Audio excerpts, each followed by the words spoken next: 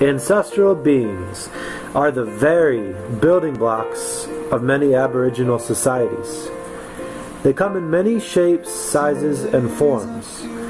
They could be the spirit of a dead loved one, the forefathers of a nation, or even animal spirit beings. Others become guardian angels and are passed into the individuals before birth. Some ancestral beings are direct descendant relatives, while others date back to the creation of the world itself. Some cultures enshrine their ancestors in art, statues, and even use their very bodies, bones, hair, ashes, relics. In Madagascar, ancestral beings are honored in a ceremony called Famadiana, where they cover the dead in beautiful silk garments and celebrate the funeral as a festival.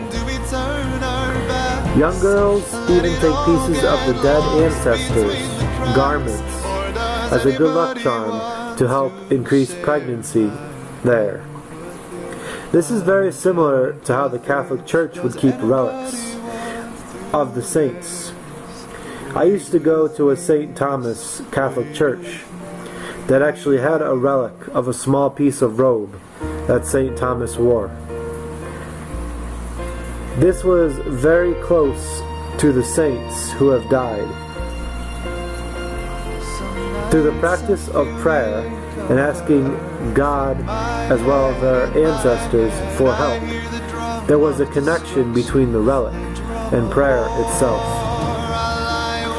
Other societies, such as in Africa or India, believe that ancestral beings could enter into animal flesh or inanimate objects after death, all referring to transmigration or reincarnation of the soul or spirit into a new body, a new life. These ancestral beings are almost known to all cultures on earth, perhaps through ghost stories or a sixth sense. Perhaps we can feel them around us, or even the spirits of nature itself at times. Oftentimes the ancestral beings are thought to return to the land after they die. One example of these ancestral stories is the Miri, or the Miriula dog.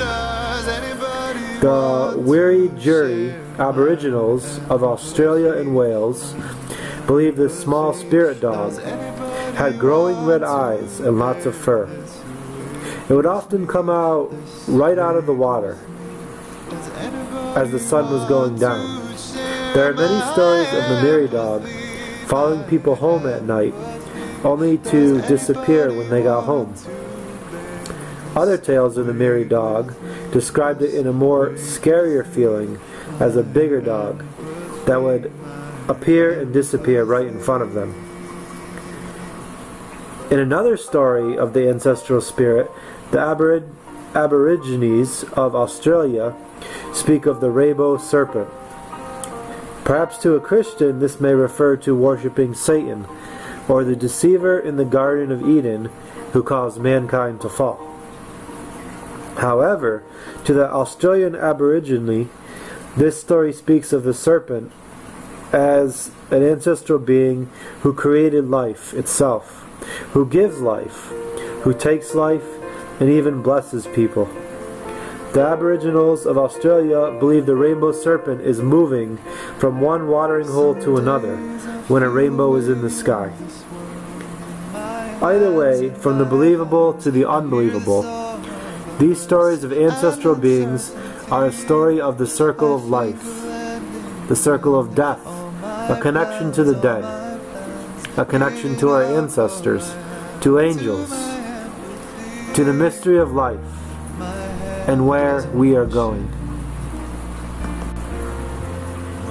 One of the most famous paintings from the turn of the 20th century was Paul Gauguin's piece, Where Do We Come From? What Are We? Where Are We Going? Like all Aboriginal art, this speaks directly about a circle of life. This piece is speaking of creation, living in the present, and the future, including death itself. This piece alone was painted on a heavy sackcloth, an image that is reference to ancestry and the daily life of the Tahiti people. Gauguin, a French Catholic artist and explorer, even stated himself that this painting not only surpassed all of his past paintings, but also will be his best ever, with nothing like it. This painting was so deep and passionate to Gauguin that it is believed he went into the mountains shortly after and attempted to end his life in Van Gogh-like fashion. This painting has so many subtle hints reflecting the mystery of life and death itself. Like a language that should be read backwards, Gauguin left instructions that the painting should be looked at left to right, starting at a baby and ending at an old woman itself. Gauguin even wrote about the painting. The people within it appear to be floating in space itself, instead of being rooted upon the ground, perhaps referencing their spiritual side, or the realization that this world is not the end. And this could be summed up by the great blue statue in the background on the left, which symbolizes the beyond as well as the totality of life itself. Even the child eating the apple over the blue statue shows our need for spirituality. The dog on the right shows a sense of humanity. And the bird on the left, next to the old woman, shows we are headed for the afterlife. Recently, as an aspiring artist, I created a change rendition of a Paul Gauguin piece entitled The Cow in the Seascape. The Cow in the Seascape was a piece by Paul Gauguin, which actually sold to help fund his trip to Tahiti, for which Where Do We Come From? What Are We? Where Are We Going? Was created. This piece by Gauguin was focused on the bright contrasting colors, orange, green, red. In the bottom corner you can see a haystack, for which the simple black and white of a cow, which is beginning to leave the canvas. Although these may not have intended to be spiritual, when I look at it, I see life and death itself. Perhaps the rock formation on the left appears somewhat scaly, like a snake, a symbol of death and mortality, as you can see the scaly texture. Perhaps the rocky terrain in the top right shows the stubbornness of a bull or an ox, which has lots of spiritual meaning. And of course, who can miss the giant green dragon hidden in the field in the middle of the painting? Yet to this day, these animal elements have been hidden from the mainstream art media in this painting, as perhaps they were kept a secret. In my rendition, I bought upon some of the same textures, same spiritual essences that Gauguin was referencing in his work, in a very bright and colorful piece. While it keeps the simple landscape headed into the background, it is full of hidden animal meanings, and shows some of the life and death in the same sense of Gauguin's Seascape with the cow. I view the bright reddish-orange haystack more of a shepherd in the bottom right, as the Good Shepherd Jesus giving life to his church. There are numerous hidden birds, some with crowns, a squirrel, 3 horses on the left, one has a heart nose, an elephant sits above them, a ram whose horn takes the place of Gauguin's boat. Perhaps you can even find the Aborigine blowing brown smoke hidden in the ram on the right. Gauguin's Seascape piece, as well as my tribute rendition, And Who Are We, and Where Are We Going, ask the same question in a poetic form. Who are we? Where do we come from? Where are we headed? This figure is called a Yipwon. It comes from the Karawari people of New Guinea. This is a very interesting piece because of the whole story behind it. It talks about spirits called the Yipwon, who were a creation of the sun itself. The sun came down to the earth looking to carve a musical drum. While it was carving the drum, pieces of wood fell to the ground, and it is said that they turned into Yipwon spirits. However, after the Yipwon spirits formed, they killed one of the sun's relatives,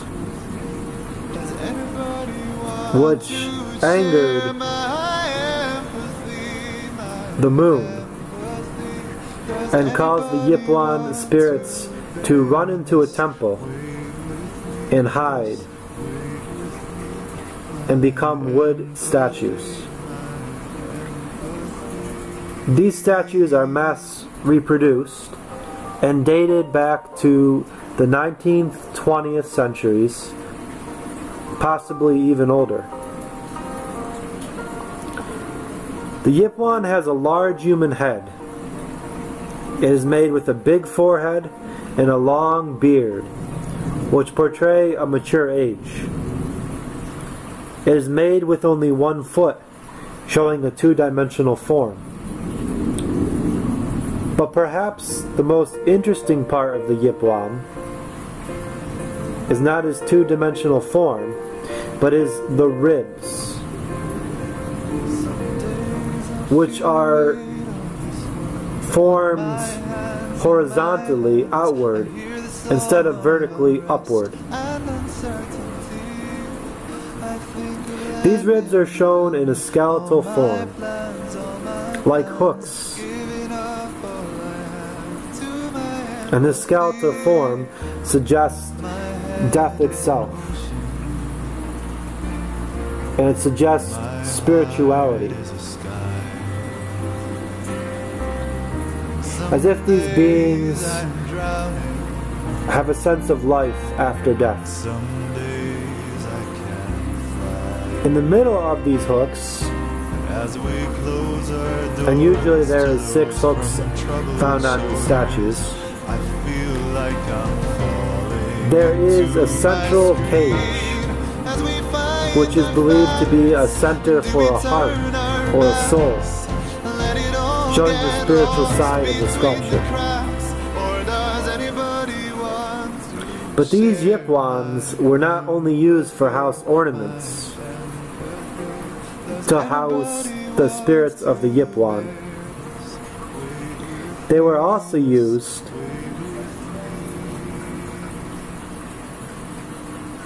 to invoke the Yipwon spirits for hunting. Although it may not be physical evidence, the Yimam cultures, the Karawari of Papua New Guinea, would turn to the Yipwon for endurance and strength before going to battle or hunting. Selected leaders would perform ceremonies to stir up the spirit in the sculpture. It is said the Yipwon spirit would then possess one of the hunters and speak to let the tribe know if it was pleased with its hunting plans. If the spirit was pleased, it is believed the Yipwon would travel to the village that the Karawari were going to raid and kill the spirits of their enemies, making the bodies easier to kill in war. After a raid, the Karawari would rub the blood and body parts of the enemies and the animals they killed on the statue as an offering to appease the Yipwon spirits. sympathy, my empathy. Does anybody want to bear this weight with me? This weight with me? Does anybody